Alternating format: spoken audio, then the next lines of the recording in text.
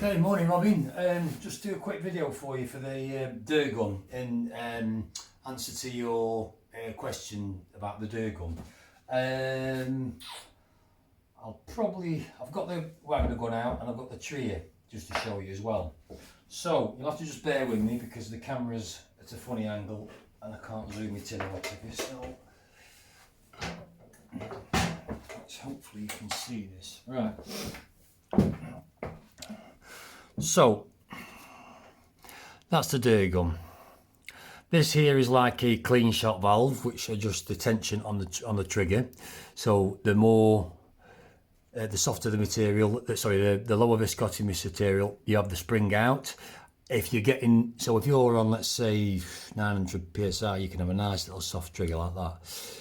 As you start to go up your psi's, you can turn it in and the trigger gets stiffer. Because if you have a heavy material in it, let's say you're up to, for whatever reason, 2000 psi, and you have it on the trigger on its lowest tension, the spring, what will happen is it won't shut off the needle properly.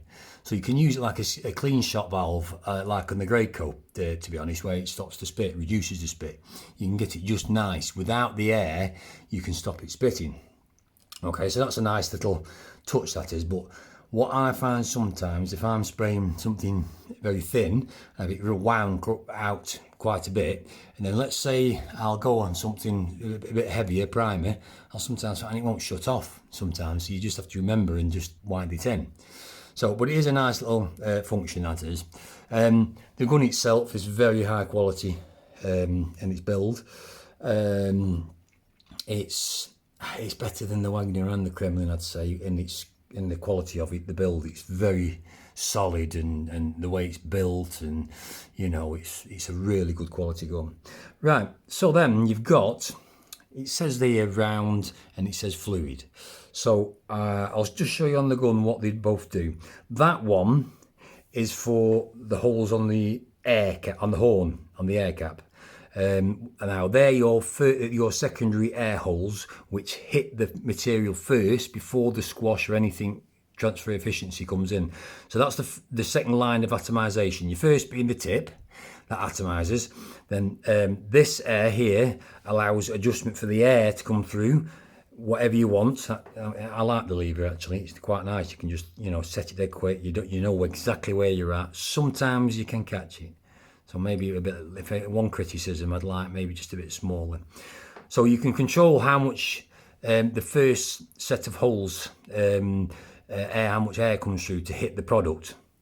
Right, with your other guns you just have the one, and it adjusts the air from one set of holes to the other set of holes and distributes the air like that.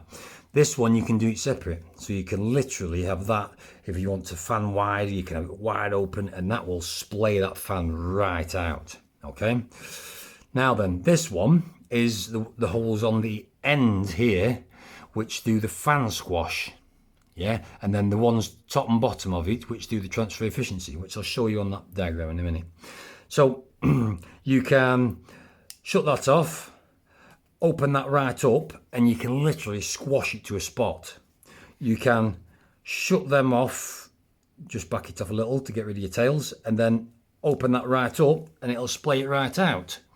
In terms of if you're going straight into air assisted airless, it's probably going to be a lot to learn and a bit more complicated than, let's say, your Wagner or your Kremlin, where you've got one adjustment, open or shut, and it distributes the air as you need.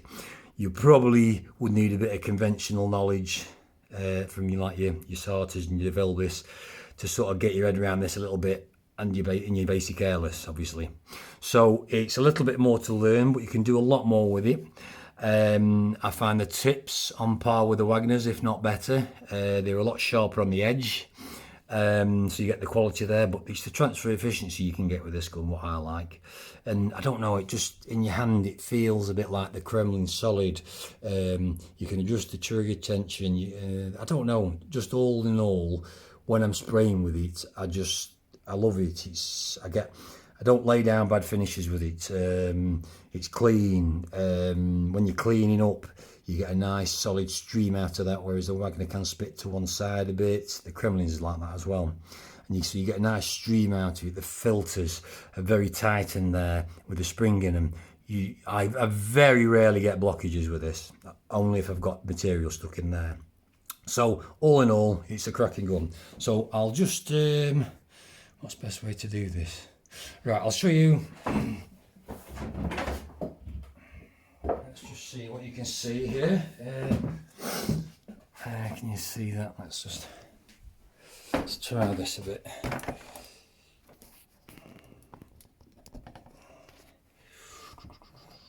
Just bear with me a minute on this one. Right, so I'll use that. So that's an air cap. So you got your first atomizing, which is your tip. That atomizes your paint, obviously. Second atomization is these first 3 holes on your and on the Wagner one you've got 2, which atomize your paint, which come in like this. So they hit it first, okay? Then you have these here, okay? These are the next 2, the end ones that hit the fan next, and they squash the fan, okay? And the reason I've got them like an egg shape is because they are angled in more, okay? So they almost hit at the same time as them. These hit first, then these hit to squash, and these 2, top and bottom, are angled more this way, which put a shield of air. If that's your fan there, you put a shield of air, let's say that's your holes, and that's your, so they squash the fan, and these are angled out more this way, and what they do is put a shield of air top and bottom, okay, which is what keeps that from when your fan is squirting out like that. You normally get on an airless bits coming out the side here, yeah.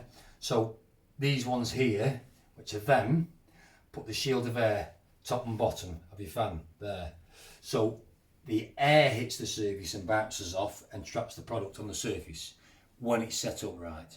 If you've got too much air, etc., obviously you can actually make that worse, you know, and it's very easy to do that.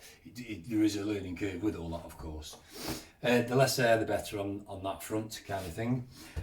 But your tail squash is, you know, it depends on your gun, and the Graco one's not got a good squash, the Wagner's is not bad, the Kremlin is a very good squash, the Deer, you can squash it to what you want. So yeah, so them's your first lines of holes.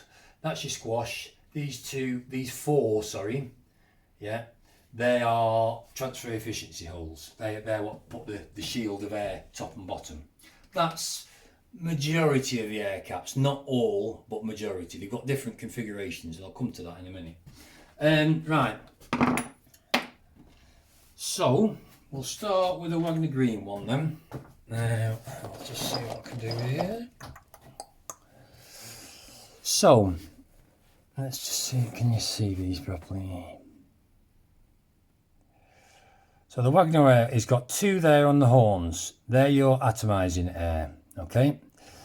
And these ones are your squashing ones. So you've only got 5 on there, and that runs the Air Boost 100.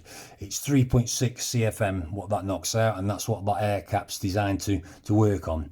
Low air volume, and it's a bit of a compromise to the real air assisted experience. It works, it's good for thin materials, ACs or PUs and things where you maybe want less air because you don't want it flashing off. It does work very well, but when you get to your thicker waterbornes and what have you, for me, it hasn't got enough in the tank, and it can only be used as like an airless style spraying with not much squash. It's a transfer efficiency thing more with this. So it's got its uses. It's good, low compressor volume of air, so it's not bad for that front. Right, this one, which is that air cap there. So this one here is the blue one. I've not wrote that on, have I?